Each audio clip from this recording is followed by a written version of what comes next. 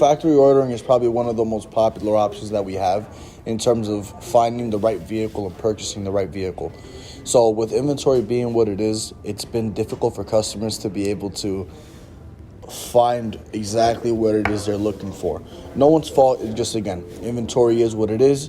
If we have it, that's great. If we don't have it, that's when factory ordering is our best option. Biggest benefit to factory ordering is you have total control over the process. What I mean by that is when you're building a factory order online or through the manufacturer websites, it'll package some things and separate some things that should be together or should not be together.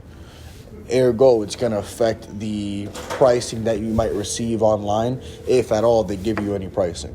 When you're at a dealership and you factory order a vehicle, you get access to the pricing right there in front of you, okay?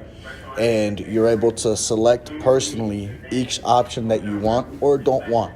Now, if it's a standard feature that already comes with the vehicle, it's a standard feature. It is what it is. But the benefit, again, with factory ordering is you're able to choose optional features, add some things that you might like, really get into the appearance side of it, and even with our Mopar products, Jeep products, Dodge products, able to do things like some performance-enhancing parts that you might not have been able to get if it was an in-stock unit. Factory order is going to take anywhere from 6 to 12 weeks, depending on the vehicle. Our most popular vehicles we factory order, believe it or not, are Wranglers, Gladiators, right? Those kinds of customers know what they want, very specific of what they want, similar to our Challenger and Charger customers.